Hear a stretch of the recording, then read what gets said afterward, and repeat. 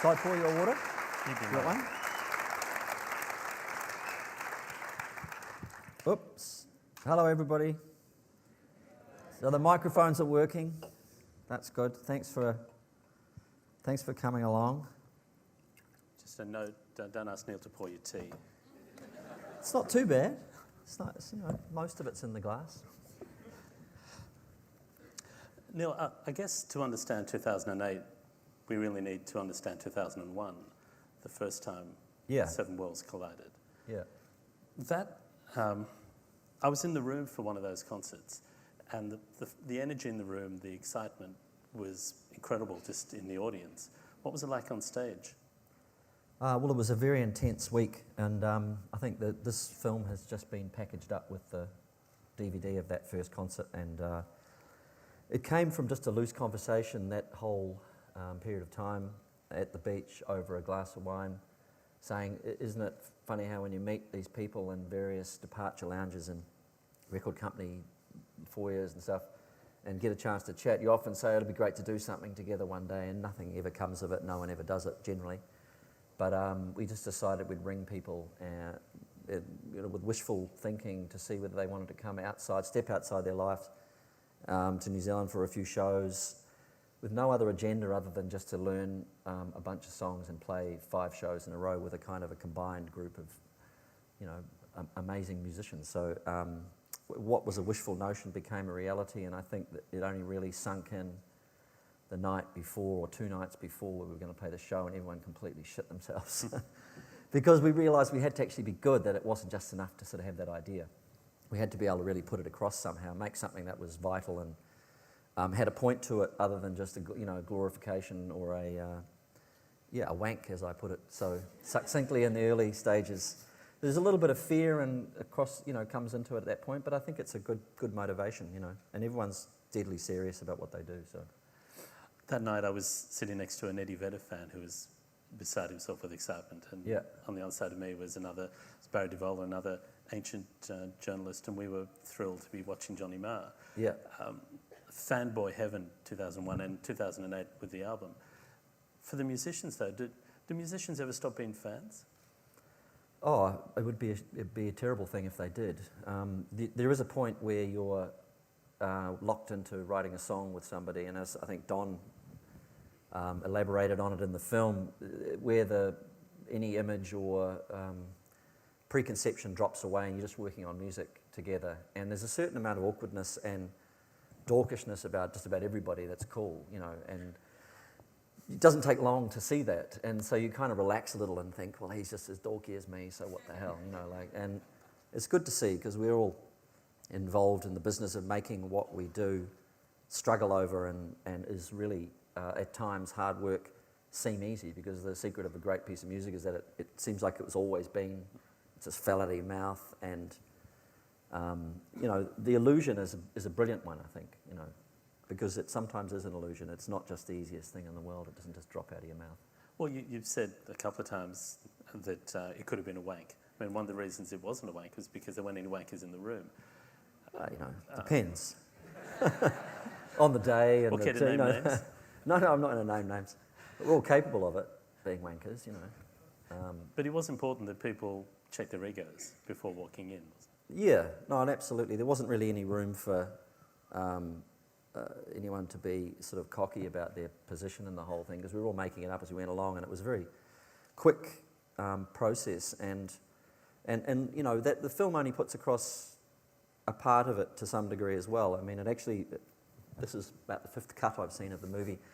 I'd quite like to see a movie of just all the making of the songs, because that to me is the real interesting part of the whole thing, the way that people's chemistries, where people kick in and certain skills that you just can look at and admire, and I can't say I actually couldn't have done that. That's like Johnny has got an uncanny ability to, he has a guitar on almost all day anyway, and so he just walks in and his first pass through something will be incredibly instinctively great, and he'll happily put the hours in if it needs it as well, but there's just something great about being able to watch somebody do their stuff at close quarters in a very relaxed environment, because normally, and I watched Wilco record songs from scratch, and it was a great it was a thrill and an honour really to be able to see them because I love their records and to see things come about. But it also demystifies it in a nice kind of way as well. You know, you're not quite so because you see the struggle and the things that don't work out. Yeah. Which we've seen with Wilco. This is a much happier film experience for Wilco. Well, yeah, exactly, yeah. Although that was a great film, with all its conflict, the one before it. This is a very friendly film. Yeah, no conflict. There's not a lot of conflict, yeah. It did occur to me watching it. I think we needed an argument there somewhere. There probably was a couple. They were out of sight, though. Well, there was the cucumber. Yeah, that was. The film was made by a friend of ours, Simon, he took it upon himself to create the cucumber incident. Although it was definitely there was source material for it, but yeah, I didn't realise he'd followed that thread quite so far, and got the willing participation of two people who should know better. It's part of the atmosphere that you've described, but the other element, or two other elements, the studio, which we'll get to in a minute, but the decision to have the families that night was happening around Christmas, so it probably would have made it harder to bring some of those people together if the families weren't there. But how important was having the families around, coming in and out of the studios, just there to the spirit of this? Well, it was just intrinsic, because that was the original brief for everybody, was to bring their families down for a Christmas holiday and make an album at the same time. I did actually wonder whether it was going to be hard to map out the time between those two things, because inevitably people would probably want to be at the beach with the kids and hanging out and going for walks. But actually I think we're all tarred with the same brush in the sense that once we get in the studio and we get our heads down, you just can't get enough, and so the families just ended up coming to us because they weren't getting their fathers or their mothers much out at the beach, so they came in. Great holiday sitting in a studio in Auckland. I mean, it was great, and I think there is something nice about an environment where you don't, there's no no-go zones. Kids can wander in and it wouldn't really upset the take, because there is a lot of separation between worlds, I think, in the music business, which is a shame, I think. The children play on a number of songs, or sing on some of the songs, and of course your sons play. Yeah. And Sharon plays. It's a fun fest. Yeah, it was. I mean, was there anybody who slacked off, who didn't contribute that we could name now? What, in the family? Any of the families? Well, my father didn't turn up. He did turn up on the first day, and he was very approving of the fact we had a bottle of Johnny Walker Black Label sitting on the table. For him, that was the mark of a good project. But he offered. We had to bring a shower in for him, so for him to be able to sing, he had to be in a shower. So we had enough to organise. You mean there isn't one in the studio? No, we don't shower in New Zealand. No. Let's step back. That's all right. We just naturally lick each other. Yeah. I've been in New Zealand a few times. No one's done that yet. Well, you haven't quite made it yet, Bernard, to be honest. Yeah. You didn't tick the right box on the immigration form. Oh, that's what the lick thing was. Yeah, that's right. Sorry. The studio was relatively new when you went in there. Yeah. I've seen it in a non-working time. It was fairly quiet, but it had a sense of both high tech and homeliness. There were old instruments hanging around. It just felt like people could exist there. Could you have done this project without the environment of that studio? I wouldn't have thought to, I don't think, because we just built the studio and it seemed to need something. It's a big place. I didn't intend to have a studio at all when I was, it's not something that has always been my dream, but we found this building in Auckland and it just seemed to have an amazing atmosphere the minute I walked in, and I thought this is a place to go and store my gear that I've bought and be able to have it out so I can play it and other people can play it. And it just grew inevitably to using the whole building, and I sort of selfishly didn't really. We had people said, "Oh, you should put a record company down there and a studio here and a publishing company there," and I just wanted to fill it up with music, so we made possibly 2.5 studios out of the place, because I didn't really want any other part of the business to be in there. And having done that, which is probably very naive and quite out of step with the times, to own one studio is ridiculous, really. No one's ever going to make any money out of that. But to have 3, more or less, is kind of lunacy. But to put this project into it kind of, for me, gave it its emotional and its kind of spiritual centre as a building. There was literally people, as Phil was, writing on the stairs, and every room was being used. And, you know, at any time of the day, you could wander into 3 or 4 rooms where there were songs being written. And to me, that was just like it was like a blessing that the building got, and was able to give this beautiful space to create this music. You know, it was almost enough. I could have gone bankrupt next week and it would have been okay. How's it going now? It could still happen. Yeah. You mentioned Phil Selway. I mean, that was one of the surprises of the 3 weeks. Yeah. The singer-songwriter in him came out. Yeah. I didn't really know. He came very nervously. He came out a few days before everybody, actually, and he said, well, I've got a couple of songs, and can I play them for you? And honestly, he was like a 15-year-old kid. He was so nervous. He was sweating, and, you know, to play these songs, I don't think he's ever played one of his songs to anybody in Radiohead. And you could tell he's been working on them for quite a long time. And some of them. And he's a folk singer, and he played them for me, and he was so relieved to have aired them to someone. It was actually a beautiful moment between men.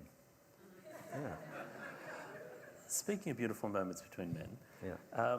Now we saw the Johnny moment, but there are a lot of men there with a lot of phallic symbols laying around. Tell me the truth. There was guitar envy, wasn't there? Oh yeah, there was a bit. We swapped a few at the end. There was a little bit of swapping went on, which is, I think, a very traditional way of showing your respect to somebody who's giving them a guitar. And there was a few went down, yeah. I think I gave away a couple more than I got, so I'm not harbouring any bad feelings about that. But yeah, there was some... You end up getting stuff on the road that you just want to get used. So what is also nice about that is that all the guitars I owned were given a larrup. Does anybody know that word? Larrup? Yeah? I used it the other day and people looked at me blankly. It's my mother's word. Give it a larrup. You know it. You're a genius. You must have an Irish mother. Anyway, yeah. If there wasn't, and there was guitar envy, but there would have been drum envy as well, maybe snare drum envy, because how many drummers were there, given that seemingly every member of your family... Well, everybody wants to be a drummer anyway, so and I've now joined the group, as it were, on the drums, but yeah, everyone wants to be a drummer. It's just good to see everyone it was a very open environment. So someone like Elroy, as he sort of humbly, he's actually a really good drummer. So he deserved his place, but he was to some degree there in the right time, and ended up doing some amazing things. He got to play, and what was it? What's that Wilco song? And Then She Said No. What's it called? He got to play drums on it. It's his favourite song on stage. Anyway, it's not on the film, but some peak experience for a youngster. Yeah, you're a lucky man. Well, were there moments when people said, oh, I couldn't do that because this drummer is here and I couldn't do that, or Johnny Marr's here, I couldn't play a guitar line there. Was there any moments like that for anyone? Oh, intimidation factor?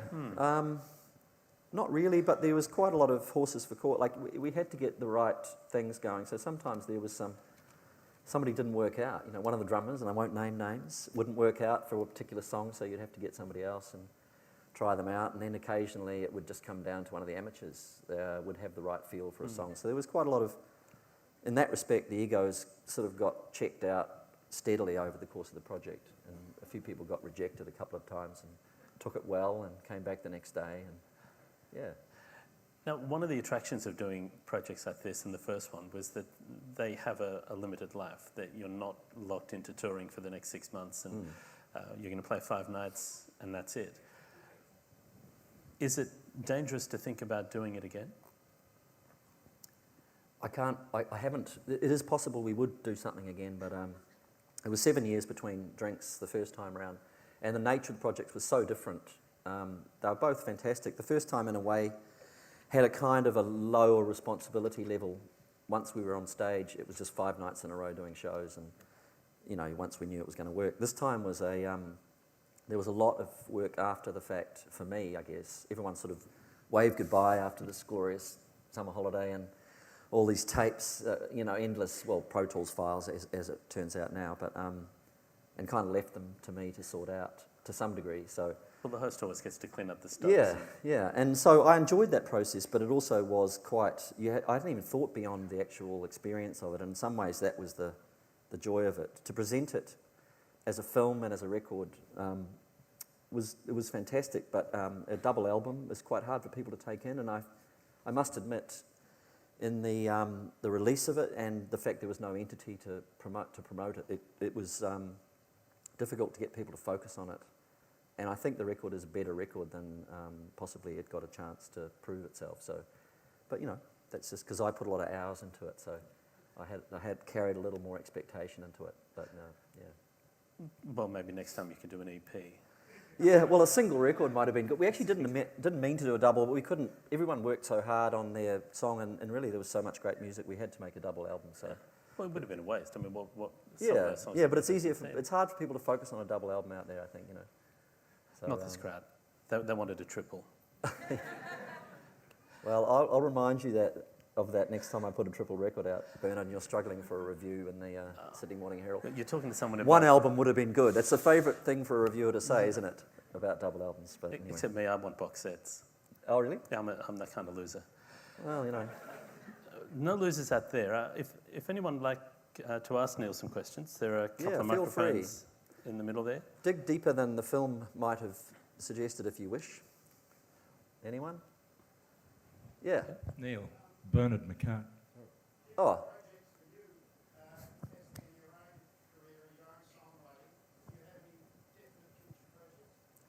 I'm just come fresh from being in the studio the last few days, which I'm kind of like a little rabbit twitching in the lights down here because I've been holed up in my room working extraordinarily long hours actually, but only because I'm enjoying it. I'm working on an album at the moment and sort of writing and recording it at the same time. So, yeah, and I think it's going to be a solo album. This one. Yeah. Bernard McCarty, long time ago. Yeah. Yeah. I've got a recording of us singing Carolina on My Mind, have I not? About 14 years old. It's my first recording. Serious? Yep. You must have that because your sister gave it to me, I think, or your mother or somebody. I think my brother's got it, yeah. Yeah, have you heard that? I have heard that. It's actually pretty good. It's in a big auditorium Yeah. piano, yeah. 4-part harmony, yeah. I could tell when he was 14 he was going to be big. Well, I thought we should have kept the band together, you know, really. It was... It's kind of sad. I saw you were saying this is probably my biggest moment in life. That was probably my biggest... Now, come on. The birth of your first child? Musical life. Okay, musical, okay. The question. Yeah. This weekend we've heard lots of different styles about songwriting. You know, these Swedish guys that go in and they work Monday to Friday and they do a project. Imogen Heap was talking about putting a 2-week timetable so she got something finished. You were inspirational in those 2 weeks just writing a song. Does it always work like that for you? Or how has things changed since all those songs in the 80s and 90s that seem to come and come and come? Does it get harder? It's a good question because I think it does get harder, yeah. And, well, I think it gets harder because I think you just have to put more hours into getting beyond the sort of little bag of tricks that you often fall into. Oh, that's the way I find it anyway.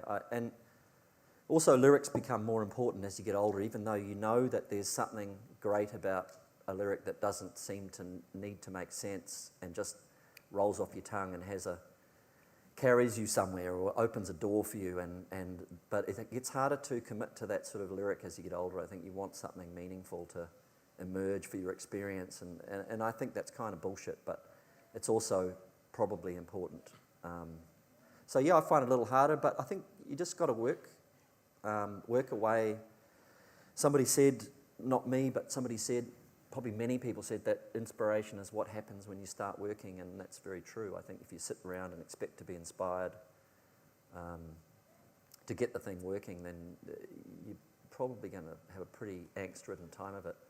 But if you just start doing your work, making a mark, and come to the end of the second or third day and it's all pretty shit and feeling awkward, and then all of a sudden you change almost one comma or one little phrase or something, and you suddenly get a glimpse of something open up. It's still a very seductive, brilliant feeling, as I'm sure most of you people probably know. So yeah, it's compulsive. So yeah, just work harder. As you get older, you've got to work harder. I think that's right.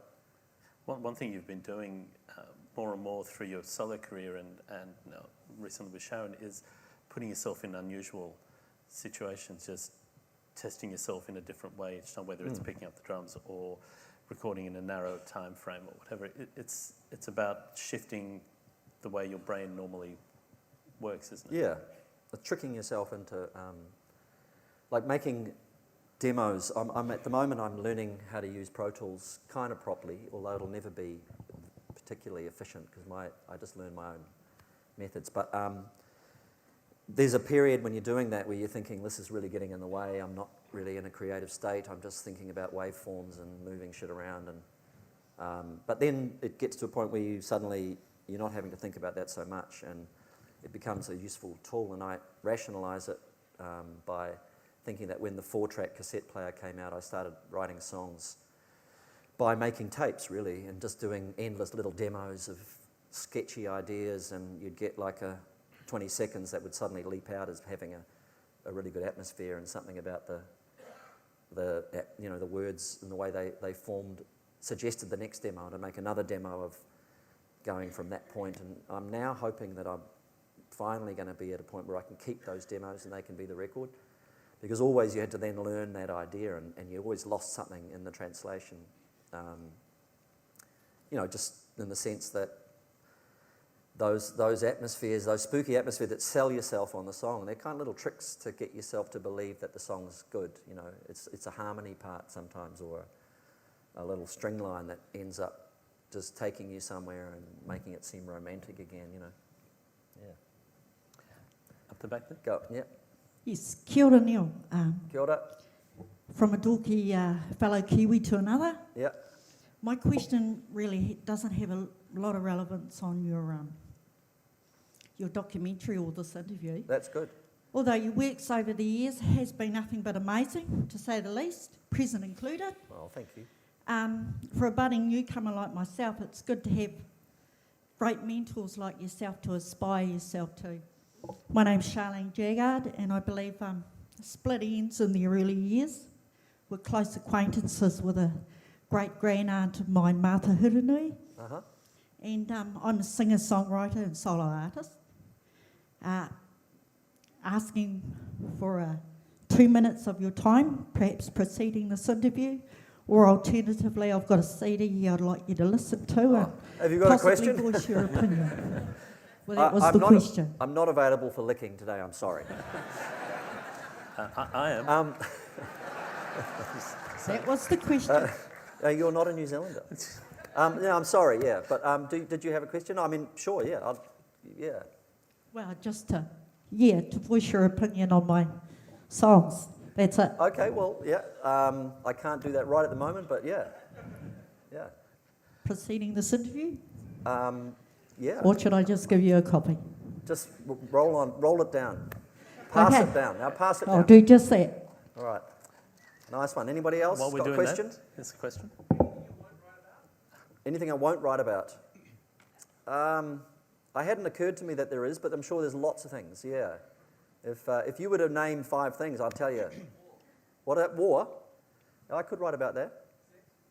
I have written about that. Just once or twice. And I'll tell you what, I've creeped a lot of young people out. So I won't be doing that again. Or maybe I'll go further. Yeah. G'day, Neil. I was just going to ask you, Yeah. in this project and in Crowded House sort of things with Mitchell Froome and guys like you, how important are producers in getting your ideas to the finished product? Well, I think producers can be really important, but it's a I've had a bit of luck in various points. Meeting Mitchell put me in touch with another way of looking at making records. Definitely at a time it was a really good thing. I think we'd worked with some good producers with Split Ends, but it was very much an English mentality I think we were applying to, and Mitchell introduced me, and very directly introduced me to some really good Americanisms, in specific terms, the B3 organ, which I'd never really had any particular experience with, when well used. He's a brilliant player. But just a different way of approaching bass lines, a little more of an R&B kind of approach to bass lines. he's a real producer in the sense that he was getting involved with the songs and wanting them to throw them in the air and suggesting that the verse maybe wasn't strong enough for the chorus, and you should and maybe we could change that, knock that bar out, and change this chord here and there to give more impact for, you know. And that was the first time anybody had actually done that to my songs, so I found that very valuable. Youth was a far more sort of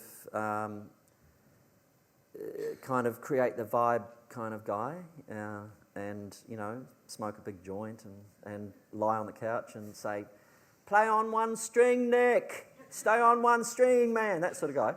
I shouldn't downplay it too much, because actually we made a great record with him, and he is quite canny, but he had a completely different approach. Mitchell's a very conscientious guy. I think the only problem with producers is that sometimes when they're the wrong producer and they're very they've got strong opinions, then you can end up making a record that didn't work out, and you don't understand why, because you didn't really make it the way you would have made it, and that can leave you very confused. And but, you know, at certain key times, I think just about every artist should have the experience of somebody who has an angle on what the artist does and holds up a mirror for them a bit. Yeah. I'm afraid we're out of time, so please thank Neil Finn for his time with us today. Yeah. Okay. Thanks. Cheers.